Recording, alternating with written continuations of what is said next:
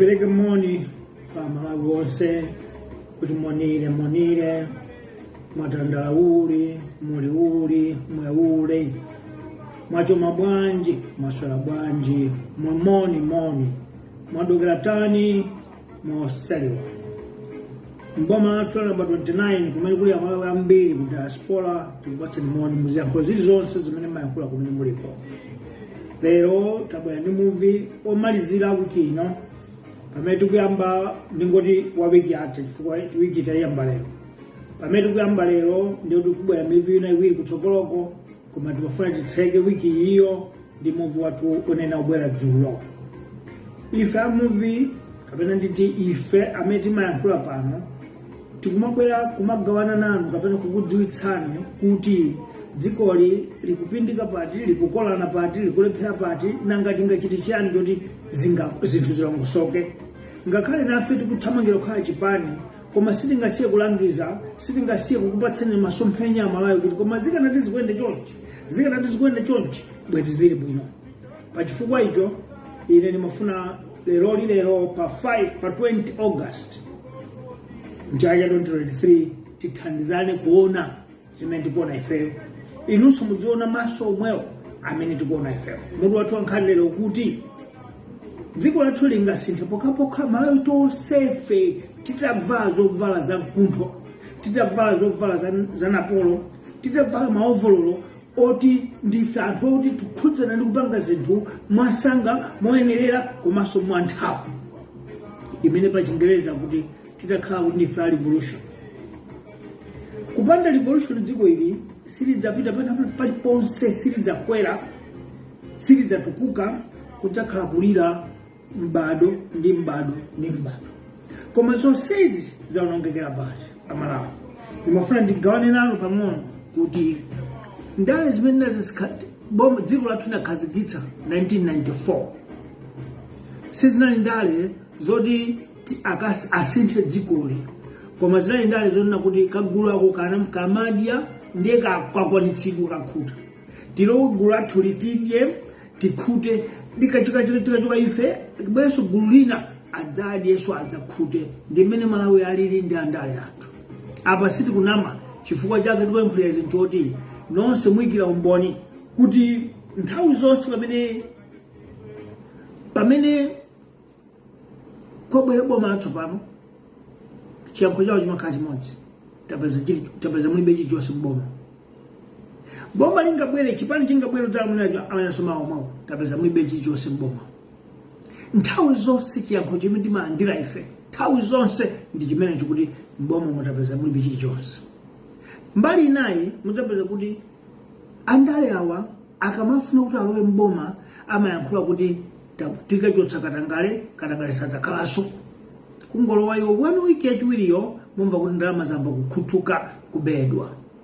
Songa kuti malo chiro amatipati mdziko lathu lino sitidalowetse mcholengero choti tisinthe miyoyo ya Malawi, tisinthe dziko ayi. Tidalowetsa kuti kagulu ka anthu kadzilemera kakachoka kamene kabwereka gulu kena kakachomene kabwereka gulu kena. Ndikuwuzaniso mchaka cha 2018 excuse me, chipani cha DPP chidasintha malamulo a zipani.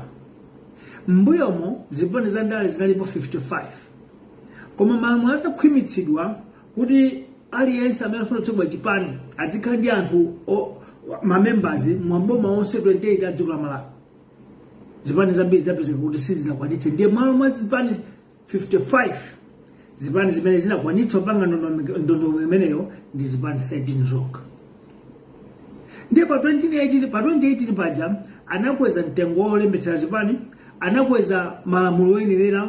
Ndiye leronso achakwera atabwera boma laoli mchaka cha 2022 akasinthanso malamulo nkuakhwimitsa kwambiri kuti aliyense amene afuna kutsogolera chipani azikatenga chilolezo ku National Planning Commission ndi akalembetsa chipani icho.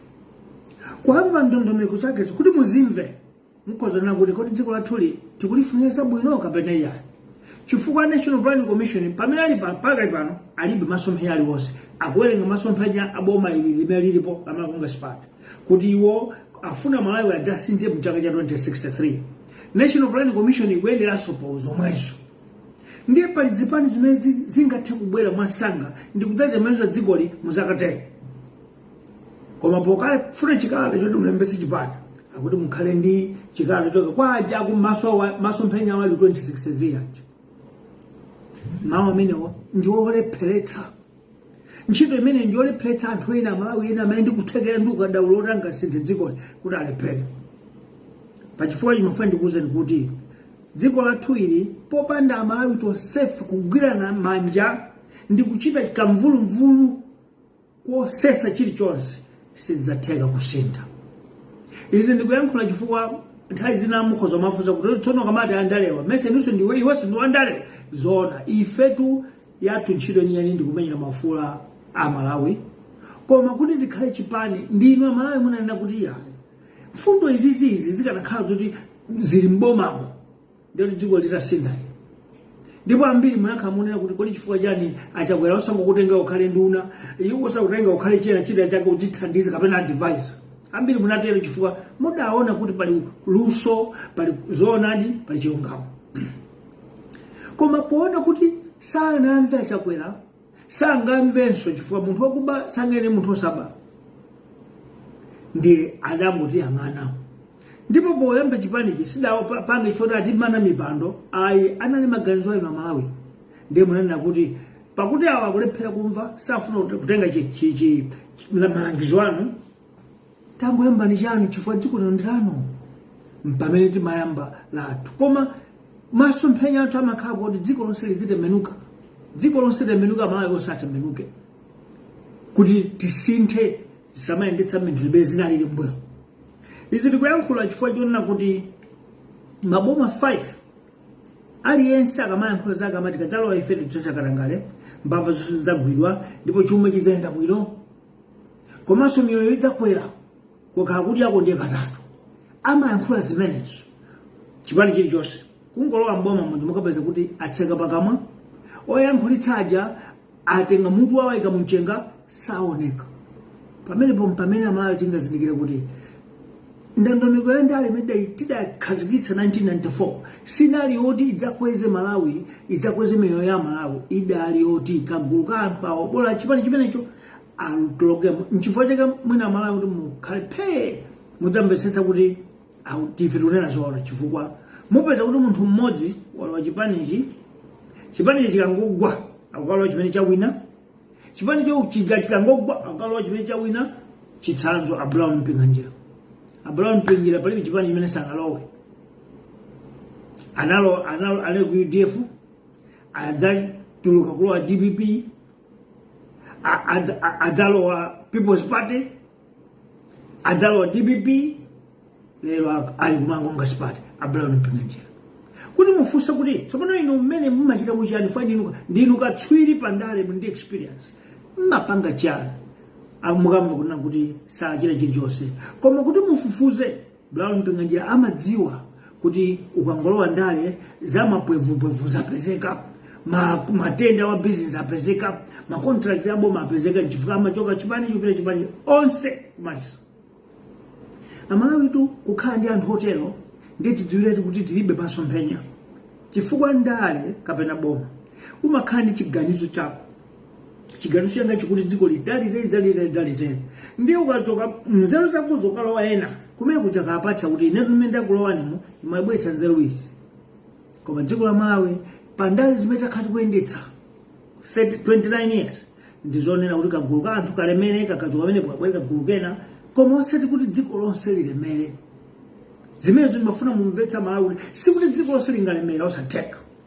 pachifukwa icho mafuna ndikuwuzeni kuti zolakwika zimene boma lililonse lakhali kuchita zomwezo boma linachita zomwezo zolakwika zonse zimene zikulephereka maboma amene oshashalika zomwezo zinalephereka ena kumbuyo zikusonyeza kuti ngakhale titati titani banji sidzatheka kuti dziko litembenuke apa ndikutanthauza tikati titani bwanji ndiye kuti tikamati ADPP akhalebe mboma kaya MCP akhalebe mboma kaya UTM akhalebe mboma kaya People's Party akhalebe mboma kaya UDF akhalebe mboma palibe chitadza sinthe chimene chidzasinthe nchoti olemera agulu lija asiya kulemera tapatseka gulu kanyumanika nawonso alemere zidzachitika choncho mpaka dziko likumapeto kwacho ngati kuli mapeto potero ifeyo Amalawi timafuna tiyankhule mawu amodzi oti tisavomereze zimenezi kuti kagulu ka anthu ndi timagulu tochepa tizidya bwino tizisangalala mdziko la anthu 20 million pachifukwa icho ndimafuna ndikuwuzani kuti maboma 5 onse amene apita kupatula aka muzipanda 5 amene apitawa aliyense akubwera ndi slogan yake ndionena kuti tiyambire kuti UDF amati zinthu zatani zasintha koma tati ntiyang'ane background chasintha nchani palibe ndikupatsani chitsanzo ichi kugwa kwacha inayamba kugwa boma la Muluzi chifukwa Muluzi imene amalowa mboma nkuti Malawi kwacha ikugula dola ya ku America free kwacha kugula $1 atangolowa bakiri Muluziwa kungotha 3 months idadzafika pa 4 kwacha 46 tambala kungotha kumapeto kwa kutha kwa kufupifupi chaka inadzafika 16 kwacha $1 ndiye akhala ikukwera mastep mene UDF imachoka pa mpando kuli ndalama imodzi ya mphamvu 500 kwacha anasintha kuchoka ku 100 kwacha kubwera kudinda 200 ya ngombe ya Muluzi ndi kudzadindaso 500 kwacha amene aja ndi masomphenya oti tikutsetsereka osati kukwera iya koma tikutsetsereka chuma chinayamba kuonongeka pamene ndiye kunadzabwera tsopano DPP ya bambo Bengwa Mtalika Malemu nawo anaona kuti 500 isindalama yachepa titulukitse anapanga 1000 kwacha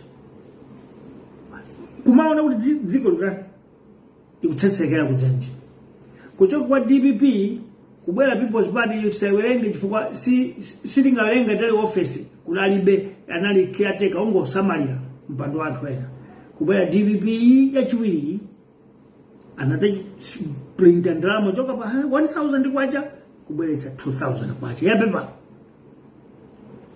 kuonetsa kuti tikupita ntitsetserekabe lero abwera chakwera pasina miyezi 3 inayi apanga print 5000 kwacha yapepa imodzi ndiye muyang'ane 5000 kwacha igula chani mupeza kuti igula zinthu ziwiri kapena zitatu yata pamene mbuyomu 2000 kwacha magula zinthu zitatu mbuyomu 500 kwacha magula zinthu zitatu mbuyomu 1000 kwacha magula zinthu zitatu lero 5000 kwacha sikugula so zinthu zitatu iku nkutionetsera poyera kuti dziko likupendekeka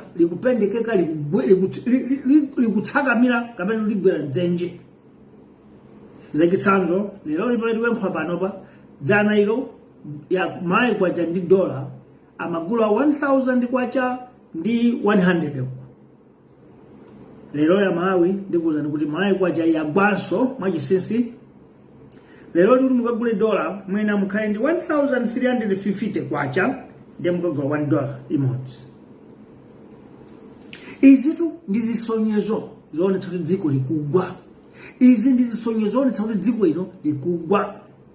Choti mudabweracho nchoti tsopano zizikhacho mpaka lekale palibe amadandaula mistakes imene amachita DPP motsogozera ndapita Mutharika achakweraso kuchita yomweyo, koma achakwera ndamene amaona kulakwitsa kwa DPP nkumanena kuti ine ndikadzalowa mbomamo sindingachite izi nyasi ndipo ndikadzachita ndikuti ine mwini teka ndidzachita resign ndidzasiya ntchito.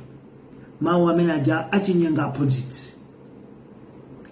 aphunzitsi lero achakwera kuchita chimodzimodzi boma akulamula ali mlengalenga simapita sabata ziwiri ngalali Malawi apezeka ku Bingu International Conference Center ngalali mdzikomo, koma ngati ali ku State House kokhako sapezeka ku Bingwa BICC apezeka ali mlengalenga ku Tanzania, ku Ghana, ku India, ku Dubai, ku America, ku South Africa, kwenda ku Zambia.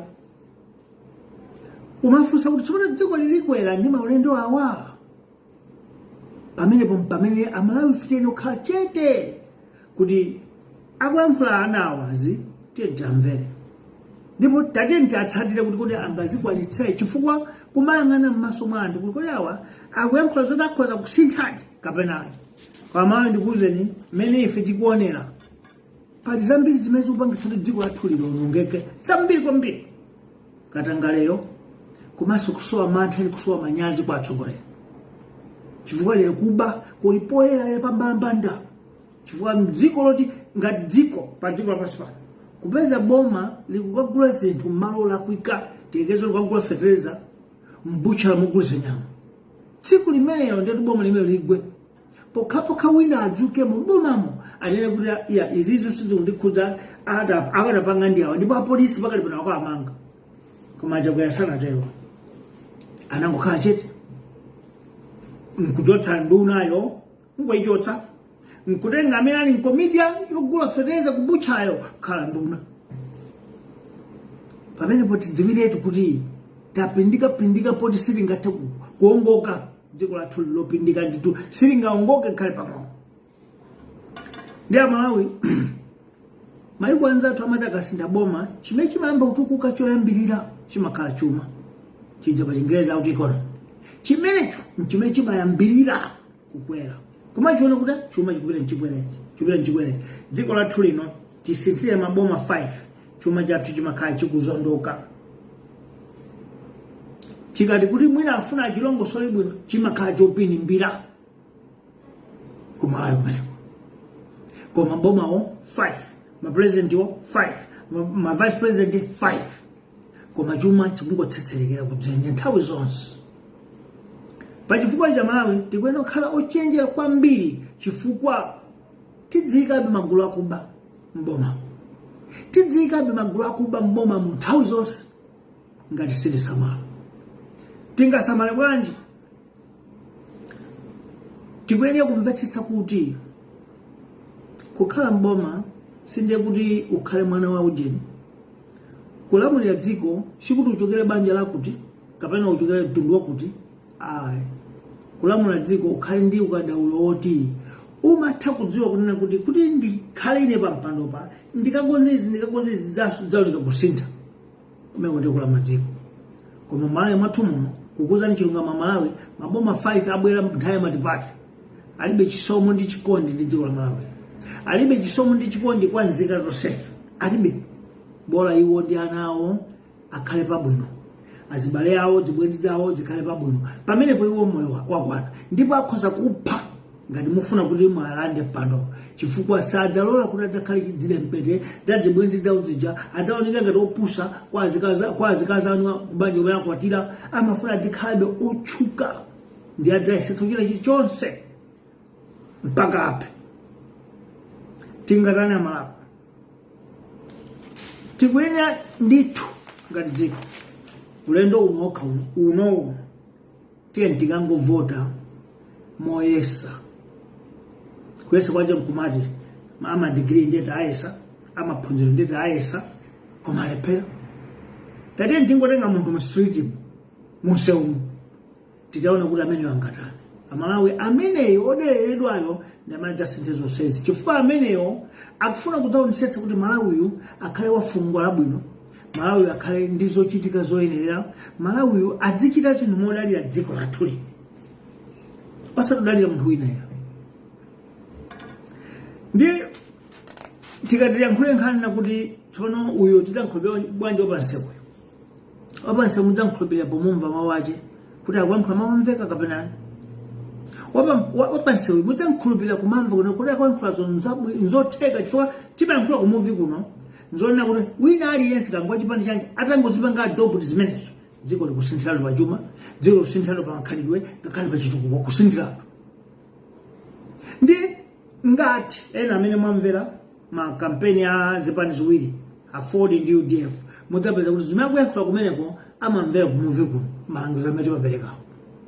Vuto ndilona kuti kodi adzakwanitsa bwanji kuti zimene zitheka unena a movies ndiye mwafusa ino ake a Muvi akuuze ife tindi kuchikhulupiriro tikulimba mtima kuonena kuti kungoti ife talowa mboma ngati chipano choyambirira ndi kusesa zonse zimene zakhala zikuphinja chitukuko, zimene zikuphinja chisamaliro. Ndikuwuzani ziwiri, boma likulephereka kuyenda chifukwa chakwera munthu mtsogoleri wa ulesi pa Chingerezi kuti lezi amakhulupirira kuti auzidwe ndi anthu kuti titere bwana iwo mkungoti achakwera akanakhala kuti ndi mtsogoleri wa masomphenya akananena kuti onse amene mugwira ntchito mbomamo ndikufuna ndikuyankhuleni.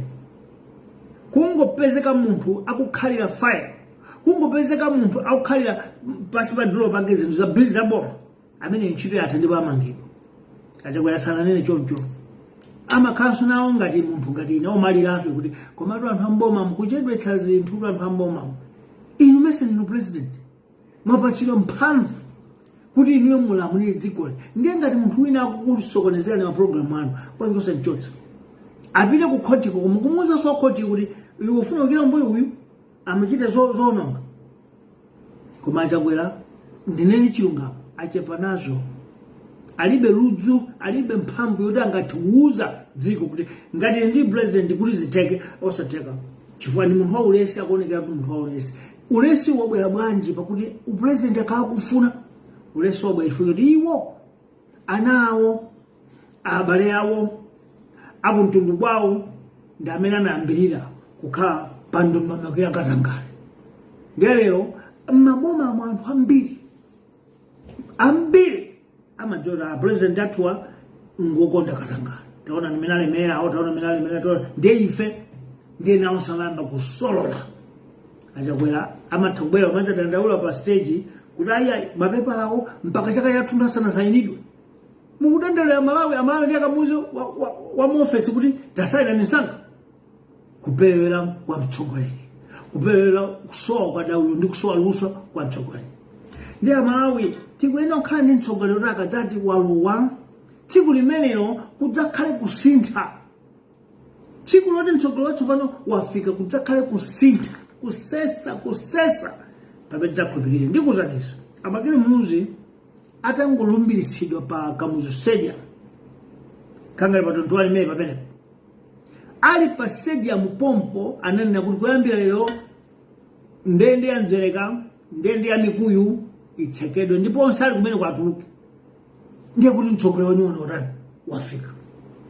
Chiloera bakira achakwera sana chiti chicho chodabwitsa adangoyankhula mawu kuti ndikhala omaliza kukhala ndi mtundu wa atsogoleri osangana masomphenya ndi omaliza ndipo anachoke pano kuchoka kwa ine akhala atsogoleri amasomphenya. Atangoyankhula choncho pokasankha nduna anakalakwa, pokasankha nduna mpamene anapindikira achakwera. Mboma limene tikuti tikhazikitse ife sitidzalola kuti abale akumtundu adzathu asewere aloyera kuchifukwa kuti mtsogoleri mmene ndi m'bale wawo Ayi. Kulowa paboma siza banja, kulowa mboma siza pantundu, kulowa mboma ni ntchito yoti mukayang'anire mukasamalire mizimu ya anthu 20 million. Ndipo tikati mizimu sati thupia mizimu kusongeza kuti nkati muli chileke choyena kuchilemekeza ndiye mzimuwo. Koma atsogoleri athu onse 5 chibwerere matipate akhala olephera chine chopweteketsa moyo nchoti sangabwere poyera ndi kuvomera kuti apa zativuta tatithandizeni. Ayi, chifukwa chomwe chidziwa msonkho umakoma wa Malawi. Msonkho wa Malawi ndi okoma ukafika pampando paja wala chilichonse kuti ine ndibati chiyani kuseriko. Komana Malawi si boma namba 7. Boma namba 7 tili pompo pasanjapo tidzayankha mawu awiri atatu kuti kuyambira lero chakuti ayi mene ku office ko ali anthu atamba kugwiritsa ntchito kulephera kutsata zimenezo ndiye mudzamva kuti komadi ezoona mwina mutatitchula dictator. Koma palibe kanthu ngati kusamala dziko, palibe kanthu ngati dziko likuyenda bwino kuposana mkungotina kuti iyayi tenti dzingolekerera zimene achita Chakwera. Lero Chakwera akafuna kuti alufotokoze mwamantha amene kuti nanga si ndikapa anthu mukapepa lokhalo kutitengera mpaka 9 months project 1 year ndiye pepa lokhalo muligonze 9 months nyumba project muzemange 3 months iteka. President akuyamba chonchukuza anthu ache pa stadium zimene zimaonetsera mtsogoleri wa ulesi alibe mphamvu, alibe ukadaulo wa mtsogoleri. Mtsogoleri adziteka mawu zidzimveka. Ndipo ngati amene sachita winayo chifukwa president ali ndi mphamvu zamati executive powers, ali ndi mphamvu yoti akhoza kumangitsa kapena kumasula munthu. Nchifukwa chana Chakwera sakumangitsa anthu amene akuchititsa manyazi, amene aonongera dziko. Sizingatheke chifukwa ndi achibale ndiye mumenya bwanji wachibale. Mupha bwanji Khoswe amene akhala pankati. Chakwera lero angoti kakasi chifukwa mbewa ili pankati pamene pali madzi. Kuti aponye mwala aphe mbewayo aswaso mkhate umeone madzakumwa. Ndiye mwala mwako mangu yang'ani ziwiri izi kuonongeka. Amalawi ine ndimafuna ndicheze nanu motere kuti matipati anabwera dziko lathu lino koma sana masulidwe bwino. Chifukwa akamanena kuti ufulu wa anthu sindiye kuti anthu abe, sindiye kuti anthu aphe, sindiye kuti anthu achite mene kufunira. Nchifukwa kudziko kuli malamulo. Koma andale akhala akuphwanya lamulo akudziwa kuti akuphwanya malamulo. Palibe angafunse.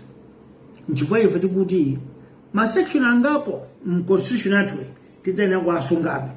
Ku constitution nyuwani tidzalemba nyuwaniyo. Manga kuti ngati president sakupanga bwino sakulemula dziko bwino pakhale lamulo lalikhola lomuyitanitsa kuti abweraniko mwalephera ku State House. Lamulo limene lidzakhalira mbogwati. Number 2 kudzaonetsetsa kuti aliyense amali pampando kuyambira president, vice, nduna ngati apezeka ndi mlandu ayimbidwe akali pampando pamenepo. Akakapezeka kolakwa kuja ntchito yathera pamenepo atenge watsatira wawo. Titatela Malawi dziko lathu lidzakhala lotukuka msanga chifukwa aliyense adzakhali bentha kuti deira masera andichotsa. Ndiye kudzapeza zitukuko kuchitika ndalama zonse zimene zikuboka zili mabozi atatseka poopa. Koma kupanda mawu amene tidziwiredi kuti tidzakhala kusauka chisaukire. Ndiye tidzilongolola kuyankhula. Mutati mumverero mupeza maaudio pa WhatsApp oyankhulirapo 10 kumwendo. Khani yake imodzi boma lalephera. Koma kuona khati kuli malamulo alikolo. Amalawi kukhumudwa konse tikukhumudwa tikanangopanga kalata yathu kuti apresident tulane pansi tikupanga likolo. Kapena chipani chanu chitulutse mtsogoleri wina apo ayi tipite kuchisankho. Koma chifukwa chonena kuti voto tinalo kuno lonena kuti constitution yathu ikuti kaya kulephera kaya kukwanitsa tindika zaka 5. Malo mwake dziko lagwa likuonongeka. Ndiye nimafuna mudziwe za Malawi kuti andale athu amene timasankha amboma osati ife ni andale koma anyuwani. Ndipo tikubwera kumene kudzalowa ndale chifukwa choti takakamizidwa kuti tikasintha zinthu. Ndiye andale onse amene amalowa uku akangolowa amakapeza chiskulu chapamwamba chophikira bwino chochera corruption katangana. kusolola mboma.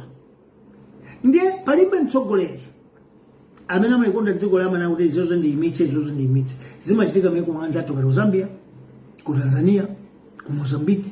Fa ku Mozambique tamva mwana wa president wakale Gwebuza akugwira jela ya 10 years zaka 10 ali mndende kwa mwana wa president. Anzathu kumeneko sasewera ndi chuma cha dziko.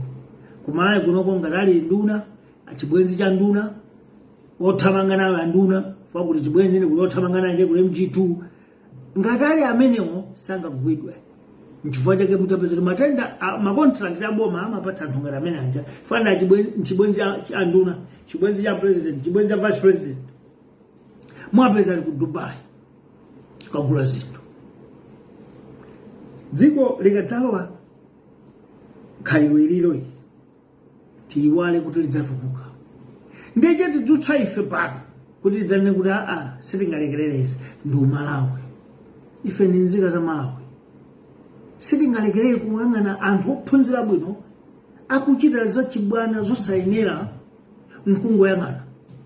Chifukwa zimene akupanga iwaja ndi imfa ya anthu 20 million. Oti kuti ikhozaso kale ife. Chifukwa chatadzuka kuti izizo izi sizoti zilekerere. Chitsanzo nyambapo Malawi akunena kuti pa 30 August tufuna tipange zionetsero zowafunsa president kuti achoke pampando. Malawi chiganizo chinchabwino kwambiri koma dziko lake ndi anthu akewo silotheka. Chiganizo chinchabwino kwambiri ndipo inali chiyambi choti cha president chakwera achotsedwe pampando. Chiyambi chake chimenechi cha pa 3 August. Koma malinga ndi malamulo athu a dziko lino, malinga ndi mmene ife Malawi fitiriri sizitheka. M'malo mwake protest imene ingokhala kupita ku dansi kukabwerako achakwera sasiya mpando. Chifukwa malamulo athu a dziko lino akuti president akhale pamenepo zaka 5. Pokhapokhapo nyumba ya malamulo inchotse pa mlandu wa impeachment. Natero sabata yapita ichi. Mene ili parliament ya Malawi singachotse president. Chifukwa parliament mwe anthu andale okhaokha azipano. Ndiacho kubwanji. Chifukwa mantha amakhala potere. Tikanchotsa uyuyuyu wathu akadzalo adanchotsaso. Ndiye potero kumalekerera nyasi zikungulowa nyumba. Koma tikufuna malamulo onena kuti Amalawi wokha athe kusonkhanitsa ma signature pakuti lero ndi ma ID card asanuletse ma signature okwana 2 million. Apita akamene kwa president 2 million anthu akuti inu ntchito yanu sakukufunani malipera. Lamulo litakhala limenelo president adzachita mantha kuti koma ndiye ndi ma signature. Koma panopa akutetezedwa ndi constitution ya dziko, akutetezedwa ndi aphungu ako andale. President amachita myakufuni. Tipitirize mmote achakwera ayankhula mawu na kuti akupita ku msonkhano wa SADC akachoka akapita ku msonkhano wa BRICS ku South Africa kumene afuna akapempha maiko awakhululukire ku ndalama zimene akongola. Ndimafuna ndifunse ine kuti umachitira nji zinthu zoyipa munthu ukudzolulibe ako. Chifukwa chana chakwera akongola mpaka 4.2 trillion muzaka zitazuzi. Sana dziwe kuna kuti ngongole ikwera. Sana dziwe anadziwa. Koma chimapatsa kuti mtima njani munthu wokuba sachita manyazi alibe. Ndiye pina takumbutse pakuti zimatheka kuti ali ndale anthu osadziwa mbiri.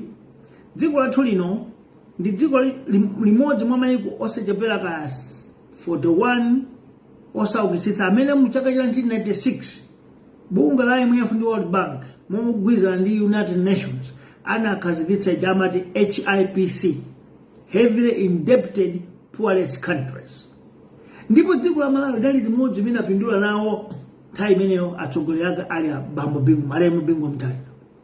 Adati khululukira ngongole zathu zonse kumbuyo zonse khululuka kukhala 00 opanda ngongole. Ndimaonera kuti koma chuma chimwachedetse bwino chifukwa tsono simupereka ngongole iliyonse.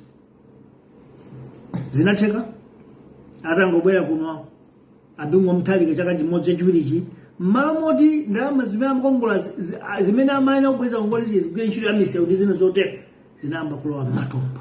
Ndiye mutere uyang'ane ku 577 billion mtumwa wa manduna, muyang'ane ku 52 billion 62 billion mtumwa wa president, mulowereku mupeza kuti zikungobedwa zijama lipita ngongole zija.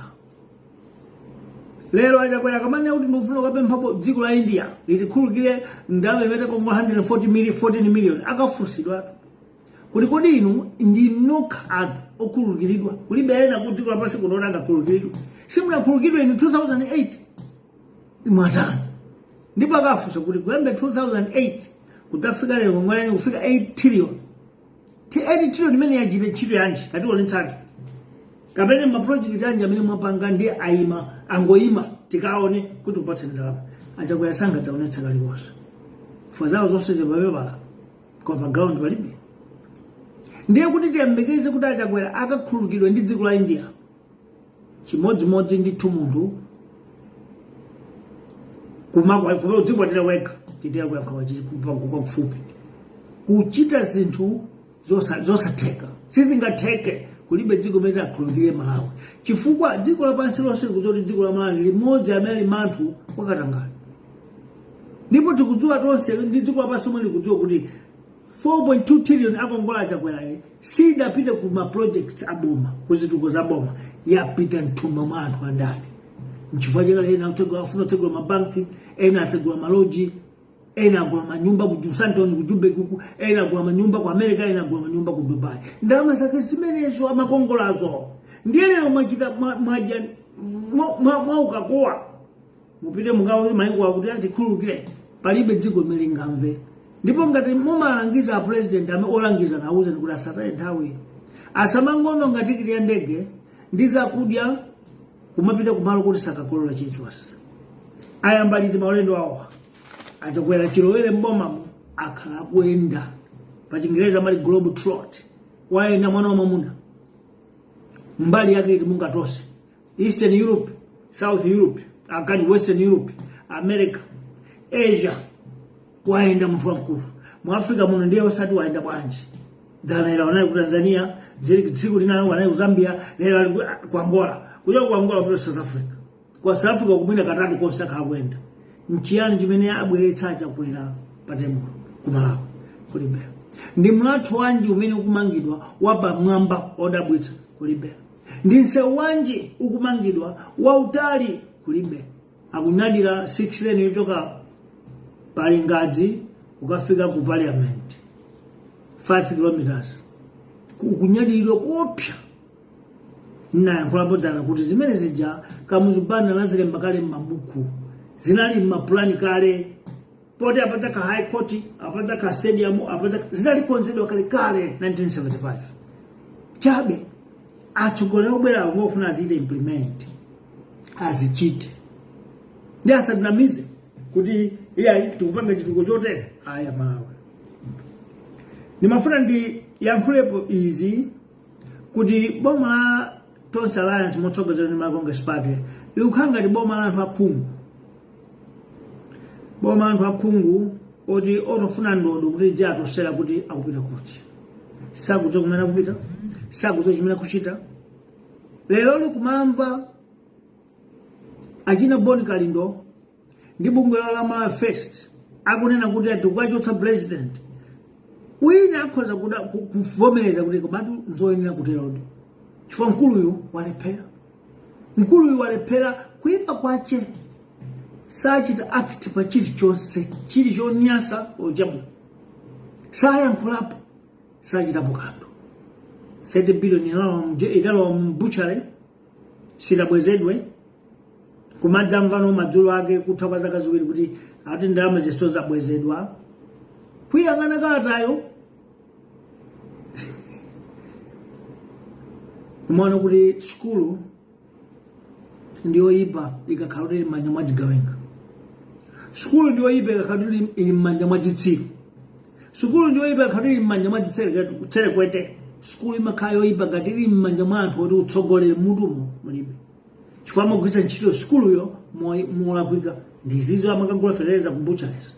ndizi akagula nazo fertilizer ku Romanians nkhani yongochita pompa timaichula tu CMB imene cashman business kunamiza munthu kuti aganize kuti inu mulinza bwino posa zimene zake zo mukumbera inoyo zimene boma latonse likuchita lero kutha zaka 29 tikudya democracy koma chitukuko kulibe tikudya matipate koma dziko sili kukwera tili pa ufulu dia olankhula koma nzika zikudzifera sizikuona chithandizo amalawi ife tingasankha kuti kuli bwino matipate wakhale palibe koma ubwere boma loti lidzatukula dzikoli ndipo miyoyo ya amalawi idzatukukanso amene ndi amene akufunika dziko lawo koma matipati awo atiwonongera ifo matipati chimene abwera adzatiphunzitsa nkhani ya kuba ndi katangale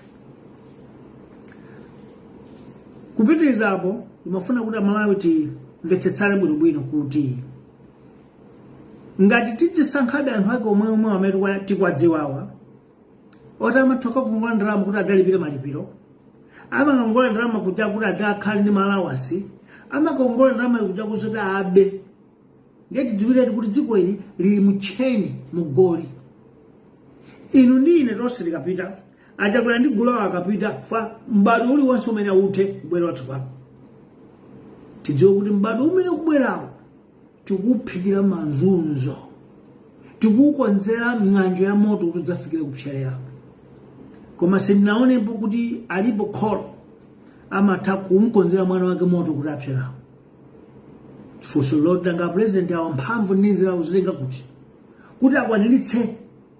akwaniritse kulekerera sichifukwa china kulibe mtsogoleri mtima okonda dziko la Malawi kulibe kamundu za Saulo Chilima kamundu za Peter Mutharika kamundu za Lazarus Chakwera kamundu za ndani alibe chimene kuyang'ana iwo ndi zathu nyumba mwawo zikula bwanji ana awo apatsa zingati zidzukulu zawo apatsa zingati choncho koma kuti dziko litukuka bwanji kulibe chikondi chimenecho chifukwa sizingatheke maboma 5 chuma kumangogwa tidzamva liti kwachaima pamodzimodzi kapena yakwera liti maboma 5 pa president 5 kwacha kungogwabe ndipo ngati sitisamala masankhidwe a boma chisankho chikubwerachi tisankhaso boma limene lidzagwetse kwambiri chumachi sindu ndikatero tikovotera mukavotera omwewo ndikukupatsani masomphenya oti tenti tikavotera atsopano kandi ndani koma akhale atsopano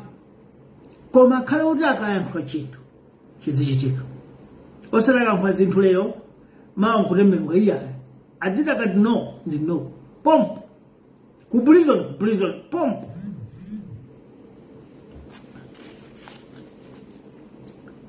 taona chikalata chimene alemba HRDC akuti auza president kuti akonze zinthu masangasanga apo auna zochita bambo gift trappings poyankhula ndi new wireless ya Zodiac ayankhula motsindika kunena kuti ife zabwino timayamika zoyipa timadzudzula ifeyo kumuvi kuno kachipala tili ndi dandaulo pang'ono kuti HRDC sanaoneke ngati HRDC achakwera tangola pampano amayankhula zawo nkulephera kuzitsata ndi bungo lomweli lidayankhulemba pa chikalata chonena kuti president Chakwera asinthe zinthu kana 21 days kana 14 days ngati sasintha apitika kunseko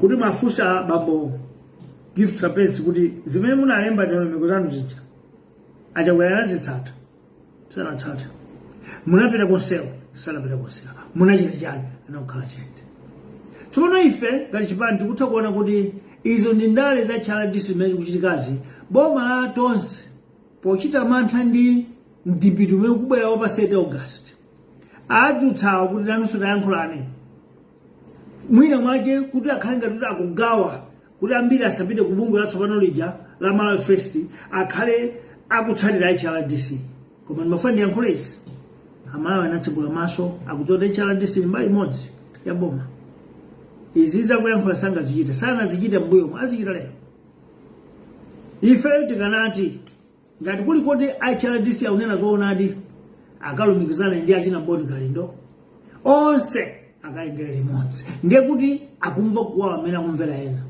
Koma kuti tikupatsa boma 21 days tikafunsa kuti achite anthu apo bichiona chochita anzanu anena kaayamba kale kuchochitacho palibe choti muone chochita anzanu ayamba kale inuyo ngatinso bungu lomenyera mafulu tagwirizana ndi Malawi First pitani mukapereke chikalatacho madandaulo anu mukapereke kumeneko. Koma ngati simutero situkhulupirirani chifukwa osamapanga chinthu mopusitsa dziko. Zinthu zakhala zikuononga kwembe kalekale mwakhala muli chete mukalemba kalata yanu mumachita zii osaoneka. Koma dziko litu inuyo mukutha kudziwa dziko likuonongeka ili mukutha kuona kuti dziko lasokonekera ili akulisokoneza ndi atakwera ndi boma lawo bwanji osachitapo kanthu. Ndiye lero mwamva kuti anyamata ena adzitho aona kuti ayi paele kuswa inu nkubwera nozati ayi nafeso tikuti mwaguti ngati zanu zili zoona bambo trapeze kwechala disiku joinana nawo ni anyamata awo Malawi First muende nawo chizonisa zimenezo ndiye dziko likhulupirira kuti mukuyankhulira dziko mukuyankhulira Malawi. Koma kuti mupereke ati matamu yanu ndondomeko malamulo wanu pamene anyamata awo anthu ali nzawo pamenepo pali bodza mufuna mukalashane mwafogetsa anyamata awo. Ife tikudziwa kuti President sangachoke popanda ndondomeko yeniyeni. Tikuyankhula chifukwa chona kuti dziko la Malawi lino moyo umene uli wokwera kwambiri ndikugwira ntchito kuboma. Pamene mayiko anzathu ku London ku America njira yopezera ndalama ndi kulemera sisiyana kugwira ntchito private kapena kugwira ntchito kuboma. Chimodzimodzi mwinanso kugwira ntchito kuboma ndalama limene mulibe nchifukwa chake angolakwitsa minister amalipangalizali. Kumalawi kwathu kuno mgodi wopangitsa munthu akhale otchuka alemere kwambiri ndi ndale ndiye nkhale atalakwitsa sangasiya pansi ulendo. Apa ndimafuna ndiyankhule kwayankhulira anzathu anyamata a Malawi First kuti action mukunenayo ichitika koma atakwera sasiya pa mpando chito chifukwa malamulo akwateteza nchifukwa chakale mukulimbana kwambiri ndi andalewa kuti mukadzerese wako okafika ku State House nkhale mutakayima 100 yards kutaliko akukita mahendo pamenepo. Chifukwa chani malamulo akuteteza munthu oyipa. Pa chifukwa ichi mukhoza mane utsopano ufuna tisapita iya democracy ya Malawi ikuti aliyense ndi ufulu kuchita zimakufuna ndipo zionetsero zili mu section ya constitution kuti anthu achite zionetsero za kukhumudwa kwawo anene meangathere zili kotsogoleri kuyankha kapena kusamva. Potero ino Malawi Watch piriza ntchito yomwe konza malamulo athu akuvomereza kuti mukhoza kutero. Ndipo ena aliwonse amagulu ena onse kazi panife tisangoyankhula pano osakukira ndikumbuyo yoyo chifukwa mfundo njira mwayi yambayi ndi imodzi yofunika kwambiri kuti achakwera adzo kuti dziko lakwira. Njira mwayi yambayi ndi imodzi yoti boma lizindikire kuti talephera ngati akonze nthawi isanafike. Koma malo mokonza zinthuzo akonze chiwembu aphe atsogoleri yasiyana pati DPP. Fa DPP masakasaka Timothy Ndamba amupe mabomu ndi mabomu kumushuta ndi kumushuta kuotcha nyumba ndi kuotcha nyumba. Lero makonga sipade kusakasaka pamene uliboni kalipo masiyana pati tinkavotera DPP kapena muvotera makonga sipade kapena tosalazi chifukwa chani zochita zanu zofananiza DPP. Mpando ukakhala kuti ukunona umaiwala munthu wakonse mpando ukakhala kuti ukunona umaiwala udindo wako nkuononga dziko.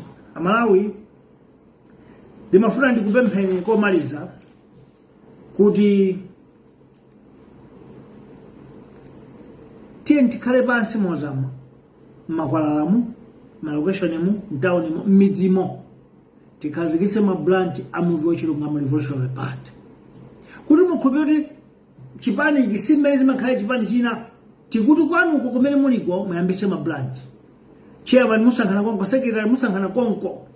Koma chimene ife tikufuna nchoti mukhale amaganizo a revolution ofuna panga zinthu masanga moyenera komanso makadaulo mukatero makwanitsa cholinga nchimodzi tione Malawi upulumutsidwa tidzakhale Malawi woti wapulumutsidwa chuma chake momwe chizizondoka chidzayime nkumakwera mmwamba. Nzotheka to Malawi, nzotheka ndithu.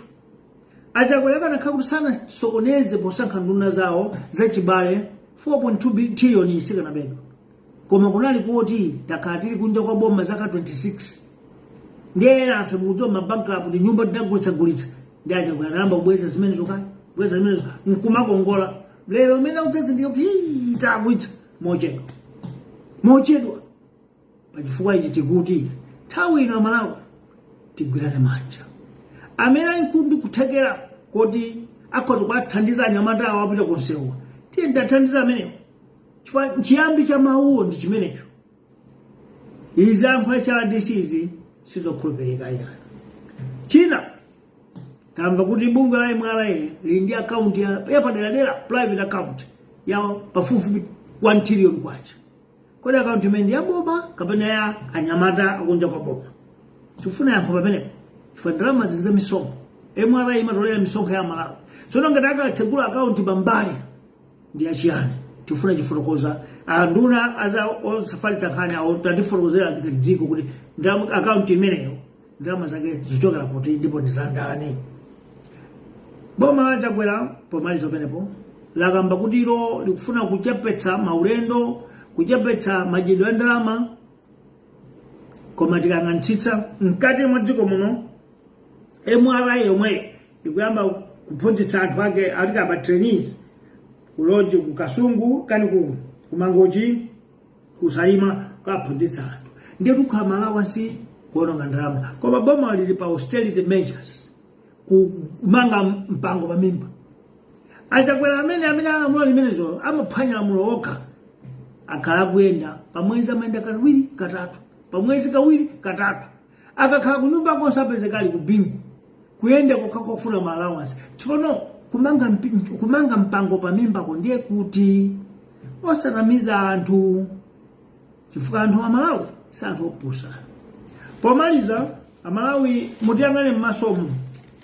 Ena akhoza kutidera kuti sitingakwanitse utsogoleri, sitingalikwanitse boma. Koma ndikuwuzanizi kuti chimene chimanyozekacho nchimene chingakwanitse kusintha boma. Chimene chinganyozekicho nchimene chingakwanitse ndithu kusintha boma. Zimene tingafuna kutsimikizira. Inuyo kutidera kubera kutidera anthuku azindikire kunena kuti ifeyo ndamene tingasinthe boma. Ena onsewo asiya koma ife tikhoza kusintha boma. Ndimafuna zimene zikudziwa Malawi chifukwa ndi njira imodzi imene ingathandize kuti tosefe titupulumutse dziko. Ndiye Muvi Wachilungamo musautalikire kana wanu pafupi. Kani member manamba naye mukwaonawo imbani ku office kwathu tiyankhulane tione kuti tichita bwanji tipulumutse dziko libang'anjo ya moto. Ziko ngwambiri mnayi ndine BANTU SAUNDERS JUMAH mwakoma nonse mukhale ndi wiki sabata yatsopano.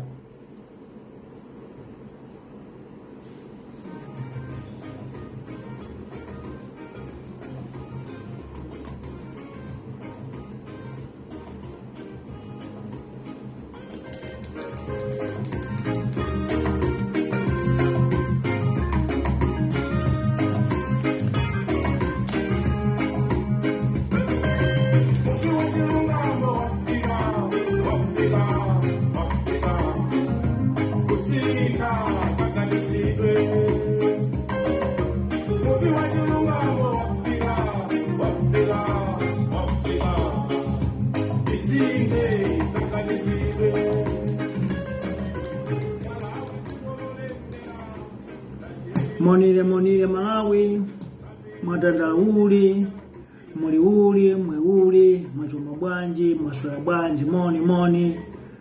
Tusindire uli, tuswerere uli, mwadogera tani, mwaselewa. Today is the day of Muvi Bulletins on Sunday the 20th August 2023, and I'm sure soon it will be 21st. The topic of our day today is People's Revolution to rescue Malawi in the next elections. I want to repeat that. The topic of the day is People's Revolution to rescue Malawi in the next elections. What we need to do, or what is expected, is people's revolution. If we all revolutionize our mind, we are likely to rescue this country from the jaws of the crocodiles, from the jaws of snakes that have come to capture all of us. So we need a revolution. And Muvi Wachilungamo Revolutionary Party is the revolution itself. So join us as you have the revolutionary minds so that we can rescue this country. Having studied the political climate in Malawi, one can quickly realize that this country will take ages, if not forever, to develop economically. This is a fact. To say that this country will develop with this type of scenario, politicians, that is, signing a death sentence, that this country will never move a step, will never develop. The politics we have adopted in Malawi the past 29 years of democracy has sunken the ideas and policies of a futuristic country. The policies, the rules, the guidelines that we follow after 29 years of independence, it explains that they will never take this country anywhere. What is or has been adopted is politics of destruction. For 29 years, what was adopted, what was implemented is politics of destruction. Because politicians have planted the seed of destruction, a seed of devastation. This is why the past 5 governments operate under the same failed policies. If we have a government that is doing what others were doing, but did not move forward, we should also expect the same consequence. What President Jaguar and the Tonsi Alliance under Malawi Party are doing is the same thing that DPP was doing. That made UDP to be out of power. Same. So we cannot expect any economic improvement. Politicians of Malawi are the very same people who see mistakes on others, particularly the mistakes of the ruling party. And when they get inside the government, when they get them into the government, you wonder, because you will find that they are following the same policies of the government that was moved because of failing to develop the country, or new policies. So what we have realized here is politics in Malawi has been a conduit, a wire that connects the taxes of Malawians into the pockets of those individuals and groups. No development, no achievement, no living standard improvement. This has been witnessed by all the 5 governments that have ruled this country. UDF promised change, and their slogan was Zinthu zidani zisinthe. Zinthu zarani kodi zasintha. When DPP got in, but after 10 years of UDF, after 10 years, UDF copied the same ways that Malawi Congress Party dictatorship was doing. Then there was no change. Because you say Zatani is a sinner, you need to do something different. But you are saying things have changed, but you are going back to the same policies of the past party. When DPP got into the echelon of power, there was no change. It has been copying from UDF. The styles of the past governments, it has been the same with DPP2 or DPP1. And it is the same with Malawi Congress Party under the guide of a failed Tonsi Alliance today. The problems that Malawi Congress Party faced, UDF faced the same, DPP2 faced the same. Today Malawi Congress Party is exactly facing the same.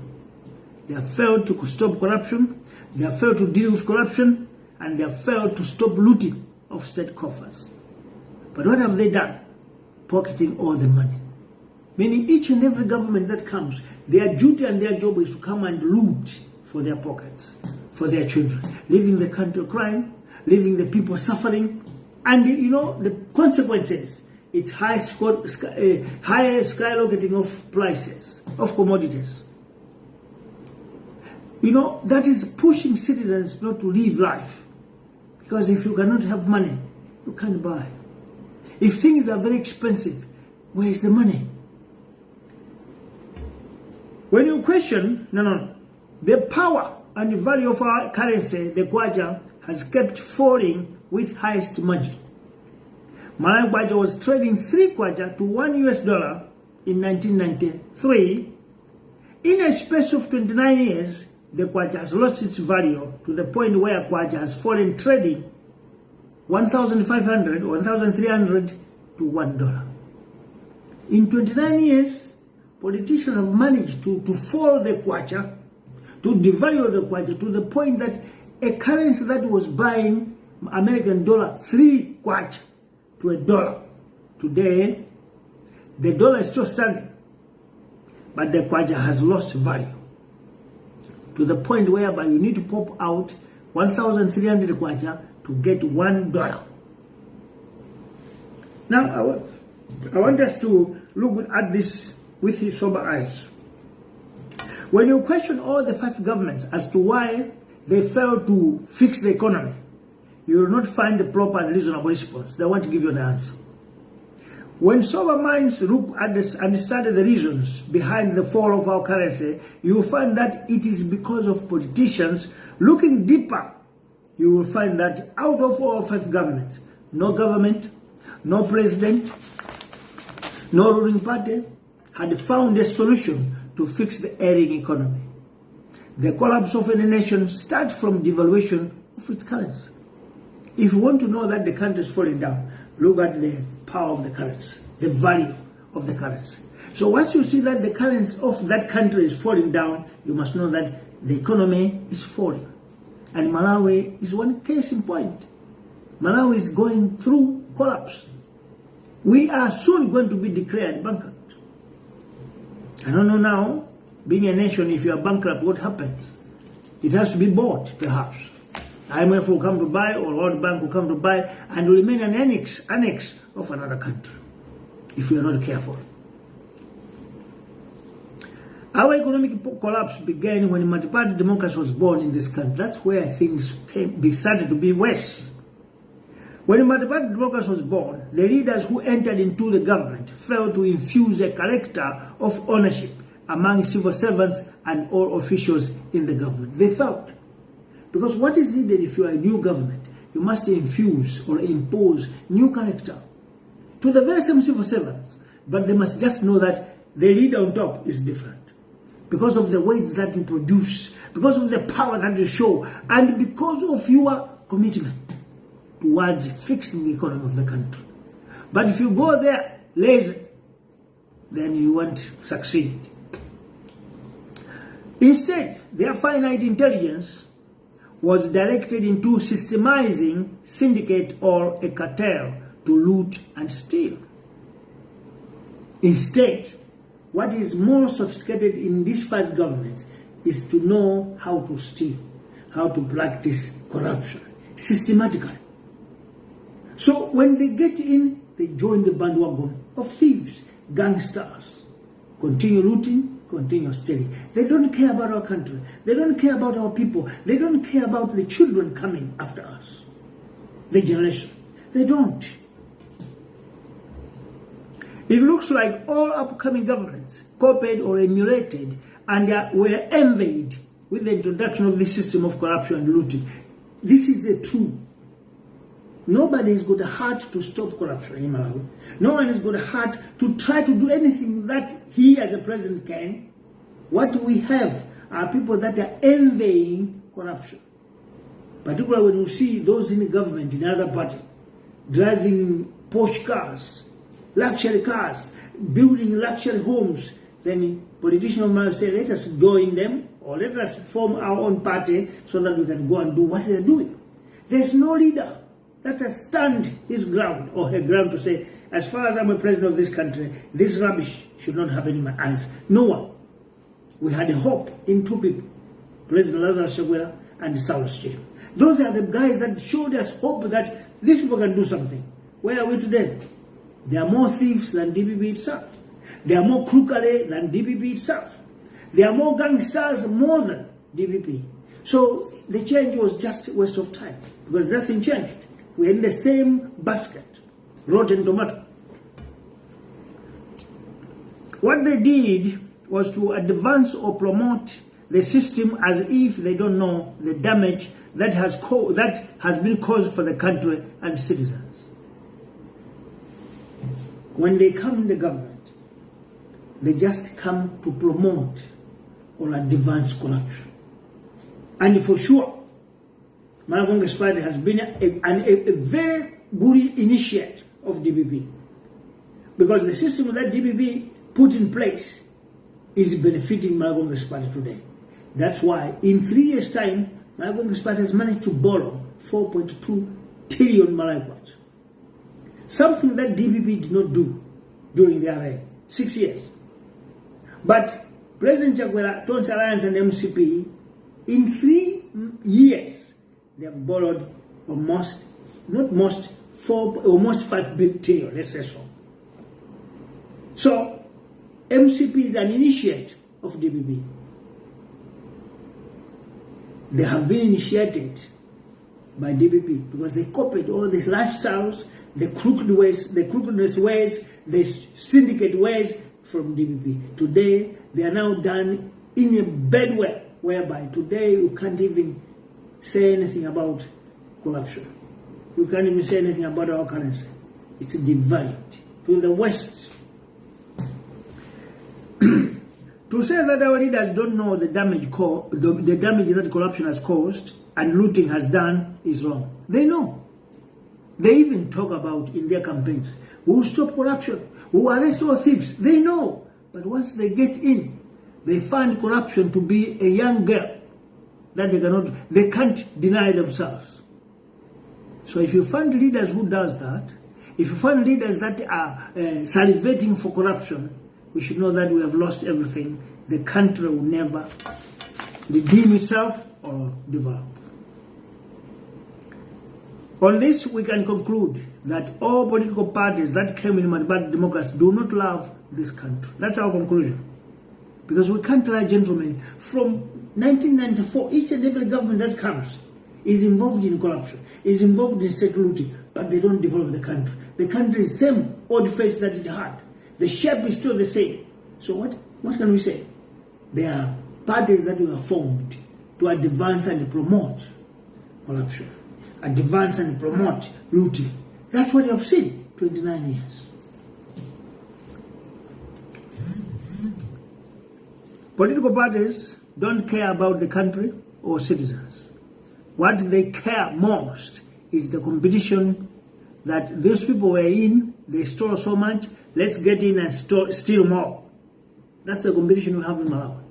But there's no patriotic leader who says that as far as I'm a president of this country, I don't want anybody to take a stambala or a part of my citizen. We don't have that leaders in Malawi. And I must tell you, if we want to see that leader, then let us create more volume of numbers of people to support Muvi Wachilungamo. Because Muvi Wachilungamo is not going to look at the faces. They say, when you want to kill a monkey, don't look at its face, because you feel shy. So Muvi Wachilungamo is just a spear. You want to look at the eyes of who just throw it. You have my word.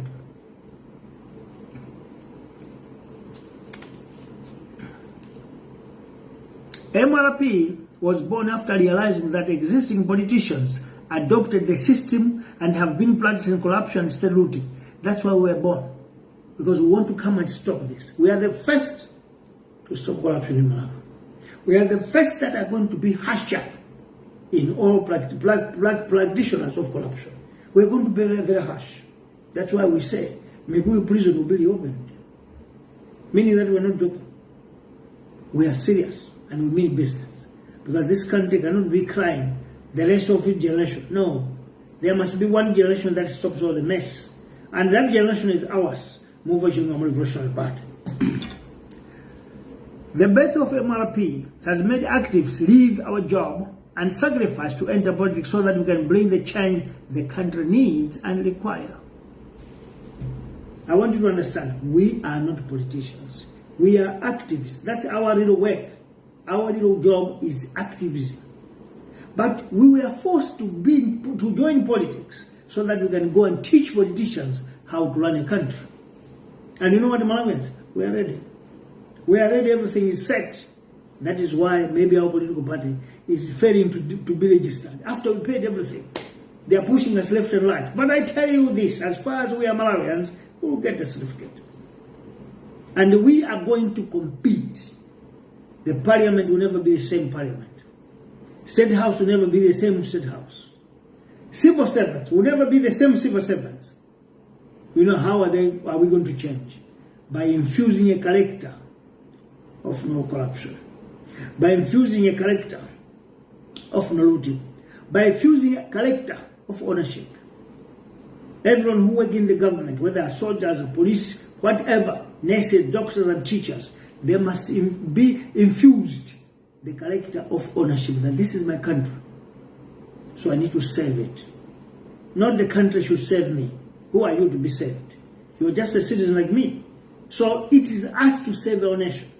So by serving our nation, make sure that no kwacha, no tambala of taxes is spent in your pockets for your personal gains.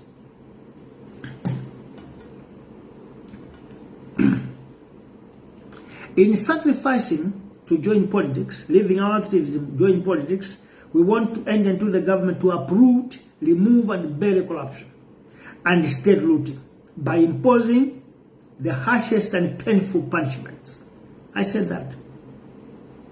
To all who practice regardless of positions, everyone who is practicing corruption, whether you're a president, whether you're vice president, whether you're a minister, whether you're a son of the president, whether you're a wife of the president, you are going to Mikuyu.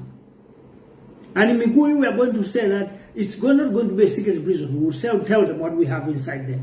Why? We want to teach the world that corruption can be dealt with if you are only harsh. But if you use lipstick, corruption will never be dealt with because it's too sweet. Therefore, all VIPs, all experienced people, because some people in Malawi that we have today, there's this syndrome or mentality whereby signing off documents is the one person, principal secretary or registrar. In their absence, business of the government stops. And you know what? This is a country whereby money is stolen in very tricky ways, most of which is creating a trip outside Malawi just to steal tax money. But while they are there, 2 weeks, 1 month, in the office, files are piling up. Nobody can touch them. Fellow Malawians, in the next government that we are going to form, if you are a principal secretary, you did not assign anyone to take over your place or to act on your place, you should know that your job is over. You will find a messenger or a cleaner or a cleric is in your office, promoted, because you want to delay the development of this country. Today, documents of government are not signed because the principal secretary is out of the country, because the principal secretary is at the farm, because the principal secretary is on the funeral, because the principal secretary has gone to attend the wedding, and you want the government to stop because of your wedding. Fellow Malawians, try your best, just try. Put Muvi Wachilungamo in the government. Just try. You will realize that these people were sure they knew what they want to do and they knew what they are doing. If you go for a funeral, in Malawi funerals are done 2 days. The day of death and the burial. If it's our brothers in Islam, you die today, in the afternoon you're buried. So why should you have a week out and in the office no job is moving? Not in the 7th Republic. Not in the 7th Republic. In the 7th Republic, the president will be found in each and every chair of every office. I tell you, it's going to happen. And if people come, they'll find the president inside. But they should know that when they come, they must see the door out. They must go because they can't stay in here. If they didn't come on time, if there's piles and piles of files. That's why we say we need to change. We need to change the laws of this country, the constitution. Fellow citizens, this country has been captured by gangsters, mafias and thieves, dressed in political suits as if they are servants. We have had 5 presidents, 4 ruling parties and almost over 100 ministers in the government the past 29 years. The country is on the same level. Same level. No movement, no going forward, just where it was, and if there is any movement, backward. That's why Malawi is. But imagine 5 presidents, 4 ruling parties, 100 ministers. The country is in the same way that we left it. Excuse me. This country needs new blood, new thinkers, and game changers. People who understand and can translate the true meaning of mindset change. That is the only key we have in Malawi. And I'm appealing to you all. Mindset change is the language of everyone nowadays. Towards Alliance have copied it from us, you know that. We are the people that gave birth to mindset change in 2019. And the government copied, but because they wanted to steal from us, they didn't know how to do it. The importance and the modalities, they didn't know. Today, mindset change is failing on them. It's just a song. But we are the game changers who started mindset change. And we can, and we will do better. In our 5 cornerstones of our party, there is number 2, mindset change. Union, number 1, is unity. Number 2, mindset change. Number 3, conformity. Number 4, order. Number 5, patriotism. So these 5 pillars must tell you that these people are not in to come and play jokes or play games. They have come to rescue this country. You will recall that the topic of mindset change was started or created by us. I said about that. Then, no one apart from us can trump on corruption. No one apart from us can stop corruption. No one apart from us can change this country. Only us can. That one I swear. Only us we can. Because we are afraid of nobody. We don't fear anyone. As long as we know that what we are doing is the right thing that 20 million people will receive, will welcome. That's why we are encouraged. Fellow citizens, this country is one of the poorest nations that benefited on the program adopted by UN, World Bank, and IMF, where rich nations, rich institutions were asked to write off the debt that poor countries have borrowed. By 2008, Malawi had no debt, unfortunately. After that program was started, Malawi had a lot of credit. It was failing to develop because of too much credit. And the word that came from UN saying that poor countries must be forgiven, Malawi benefited. But 12 years later, after 2008, today Malawi is in debt of 4.2 trillion. When you add with the past governments, we are somewhere 7.9. And by today, it must be 8 trillion.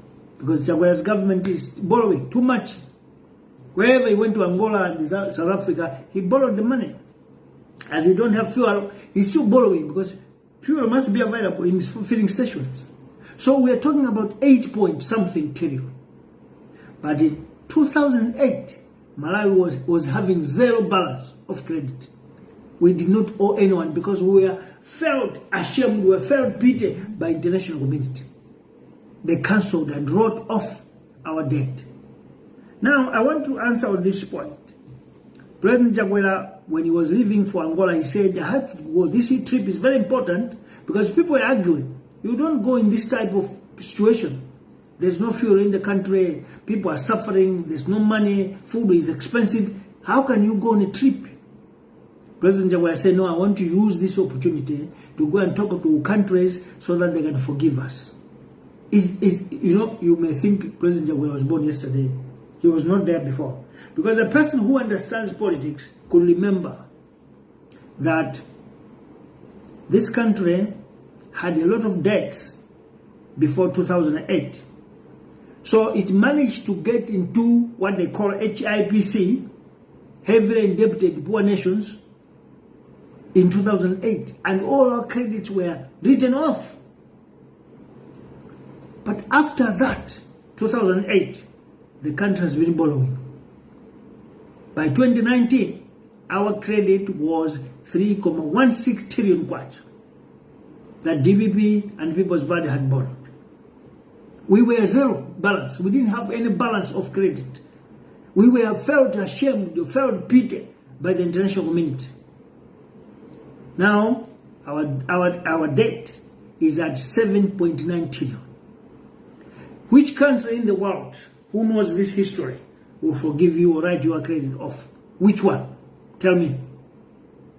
Now, because the world knows that this country is very stupid. Let me use that word.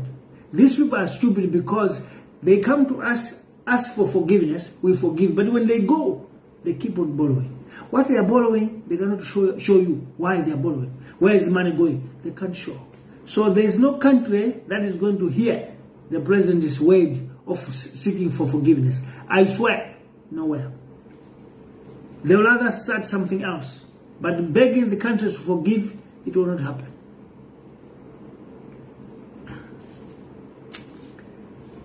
President Chakwera, in an attempt to convince the country after he imposed austerity measures, I have talked about that already.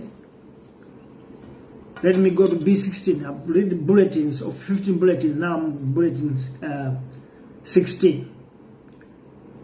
The international community cannot cancel light off Malawi date again. It seems like President Chakwera don't know the history of this country or country that he loves. Instead of thinking about, instead of thanking HIPC, heavily indebted the poorest countries, our country was supposed to thank them because we were written off. We were in zero, no arrears, no balance in credit. We could start all over again. But I'll tell you this. Today we depend on borrowing. We did not learn anything from that forgiveness we had in 2008. We are still borrowing. The president is still borrowing.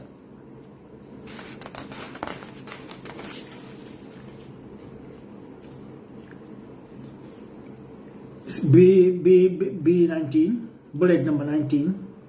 In the 7th Republic, to be formed by MRP, Muvi Wachilungamo Revolutionary Party, we are not going to borrow to service hefty allowances, salaries, or whatsoever, building houses or buying houses in Dubai. In fact, we are not going to borrow as a government. We are not going to borrow. We will sell everything we have as a country in exchange for money.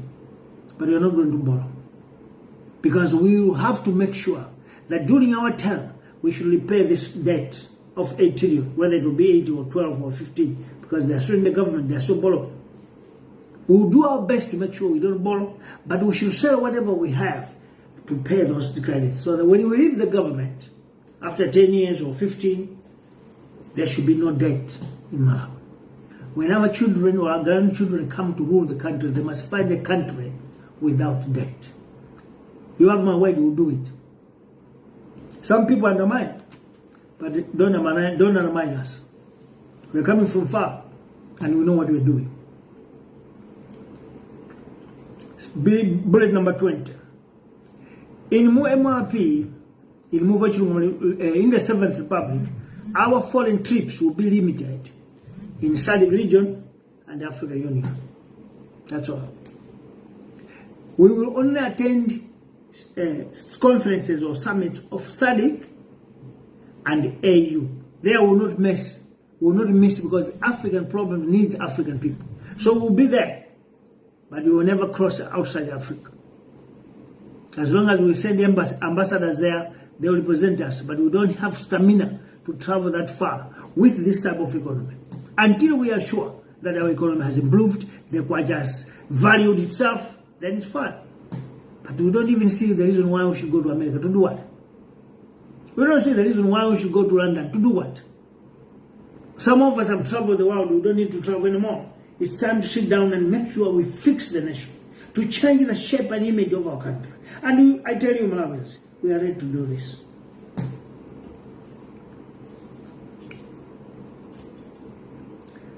Malawi in the next 10 years need its leaders to cut foreign trips, particularly international trips, unless there is evidence that such summits will help the country and citizens, but not borrowing.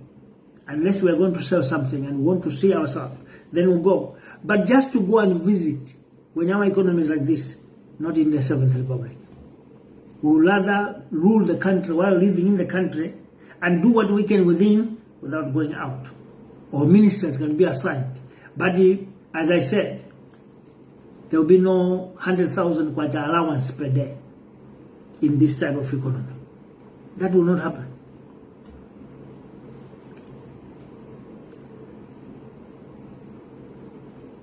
Bullet number 21. HRDC has issued a statement challenging President Chakwera to remove all the dead wood in his government. It is this very organization, HRDC,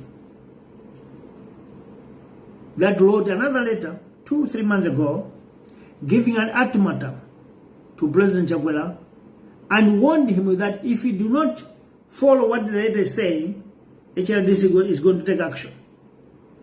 Fellow Malawians, 21 days that was assigned as a deadline passed. HRDC never did anything. HRDC never acted. Today, we hear that they have issued another letter telling the president to fire non-performing ministers and fix the situation of the economy, the availability of fuel. What makes people, Malawians, to believe that this time the letter of HRDC will be heard? This is a trick. This is the trick. This government has realized that the young guys in Malawi Fest that have just started this organization, Malawi Fest, they are organizing protests on 30 August. So government has gone back to their child, HRDC, and say, release another statement so that when these Malawi Watch are going to the streets, there should be no more numbers. Because HRDC asked the government to do what the government did. We will see maybe a small reshuffle, whereby they will just change here from this seat to another, from seat that no one will come as new. Then HRDC will say, the president is doing his job. In order to confuse us, to fool us all, and to force a Malawi Watch not to go on the street. But let me tell you, what the likes of Boni Kalindo and his colleagues are doing is the right thing to do. Because when the country is in this mess, there is a need for a citizen voice to rise up, so that the government must realize from dozing, because they are sleeping. So we condemn the letter of HRDC because they have been quiet.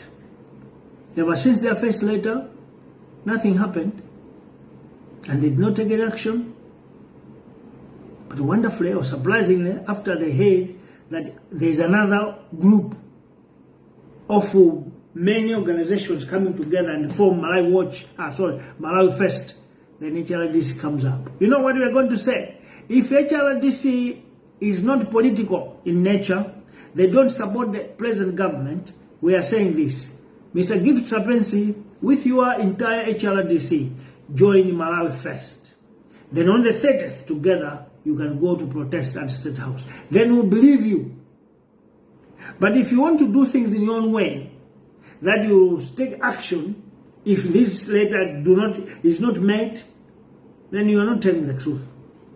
If you are honest and sincere, join Malawi Fest and be with them on the streets. I also appeal all political parties, including ours, that when people, activists, are doing what is right, it's our duty to support them. We shouldn't just be politicians that clap hands when things are happening. But when the time of assisting, of backing them comes, we close our mouth or hide our head in the sand. If we do that, we are wrong. Because these activists, they are fighting for us to be in power. They are fighting for us to win elections. Why don't we support them? Therefore, HRDC is not sincere in whatever letter they wrote. We see already that it is just a innuendo gimmick to kind of confuse Malawi First. Fellow citizens, particularly my watch, I want to speak to you. We in Muvi Wachilungamo Revolutionary Party support any initiative that you want to undertake, because that is voicing out what is in the country. Though we know that it's impossible for a sitting government to be removed by activists. It's very impossible according to our constitution. Our constitution is giving too much power to the president. Our constitution protects too much the president. Therefore, it won't work. But go and present the letter. Go and present your petition so that President Chakwera must know that these things are not good out there. President Chakwera must notice that things are not right. So, don't be pushed back. Don't give up. Do what you are doing. We are behind you. But to say that the president will resign, that will not happen. To say that the president will maybe act, let's forget about that. President Chakwera is not a type that can listen to people. He does what he wants. He does what he thinks is right. And that's suicide. So when a person is committed, is on a path to committing suicide, you can't change him. We tried. This is bad, do it this way. When you just go out, he's doing another way. So don't be demoralized with HRDC or my statement. We are encouraging you to voice out for the voiceless Malawians who cannot stand up and speak. Their mouth is you, Malawi First. We say bravo. I want to say this. During DPP, it was HRDC that gave DPP pressure. And HRDC gave DPP sleepless nights. But under Tonsi Alliance government, they are sleeping with the snow because nobody is disturbing them. No one is talking about them. It's just a talk on WhatsApp and all those things. But I want to urge you, sometimes actions are needed. So when you can manage to go 100 meters to State House, that is when we say on your marks, you are starting. Perhaps the president will realize that what his ministers are telling him is not true. What he is doing is not right, because your president must do something that is in tandem with your people, in tandem with the needs of the country. Don't do things unilaterally. Therefore, as I close bullet number 25, there is austerity measures. And this word of austerity measures maybe has been announced 3 or 4 times. But surprisingly, the very person who adopted the austerity measures is the one who's breaching them. President Chakwera commanded or directed that there should be no trips outside the country, there should be no extravagance meetings, there should be no seminars at the Mangoji Salima. Unfortunately, when he said that, the following day, his own ministers go to Salim, go to Mangochi. Others are flying outside the country. He himself, the president, is already in the air. He rules this country airborne. He has never stayed or sat in the office to understand these problems. By that, we say, don't create a lie in order to back or defend another lie. There's no austerity measures in this country. What you are doing is time whereby you share and eat a lot. You are sharing taxpayers' money because you know your time is up. So there's no austerity measures. It's just a gimmick, a lie. Fellow citizens, we are here, we are told that MRA has created a bank account where there is over 1 trillion kwacha in that account. We want government, Minister of Information, to find out this truth and tell the Malawians who is banking, who is the signatory of that account, and why is it in a separate account. Number one. Number two, we want the government to start running this country. Because this country is falling. This country is collapsing. This country will become a junk nation very soon. If there's no fuel, there's no fertilizer, the kwacha is falling down by day with high percentage, that is a sign of falling of the country. Now I want to say this. We cannot allow a few people push the country into bankruptcy, when all of us are there. So, somewhere, somehow, let me agree with the letter of disappearance. The contents are sound that if things has come to this extent, then election must be called. We can't wait for 2025, it's too far. Let's hold the election now, because they have failed. Malawians should be able to renew their confidence or show it that they have lost. So the early election is very important. There I agree with HRDC. You are right. There is need for early elections to be done. But I want to tell you, all that cannot be accepted. Because President Jaguar and his vice, they know that if the election were done today, they will lose. Even though their party is lying to them that Jaguar up to 2030, MCP up to 2084, they know those are kicks of a dying horse. They can't just show us the tears. But when they are alone in the bedrooms, they are crying that we have lost the government. Even if elections come tomorrow, come next year, or come 20, any day that election comes, Tonsi Alliance and President Jaguar are gone. Therefore, your letter of saying of calling for new elections or fresh elections is very welcome. We also agree with you. But for this to make sense, join the other group that has just been formed, Malawi First, then all of you can go on the streets. For some of us, we are going to support that. Because this country is now in ruins. If we have a credit of 8 trillion, with one government borrowing half of that, we must know that it's the fall of a nation. And we will not allow anybody to do that. My last appeal, fellow Malawians, our topic is, only the revolutionaries will rescue this country. And the revolutionaries now is the Muvi Wachilungamo Revolutionary Party. So we are asking you, wherever you are, in your areas, villages, camps, towns, locations, streets, start gathering momentum. Start gathering momentum so that we can revolutionize this country. And it cannot be done if we are many. So I ask you, wherever you are, create groups, branch groups, area groups, village groups, street groups, office groups, all of you join the revolutionaries so that we can turn around the mess that we see today. You are with me, Bantu JUMAH. Have a great day. Let's meet again. I don't know when, but next week we are coming. So when we come, you will at least be told. You will just see us coming.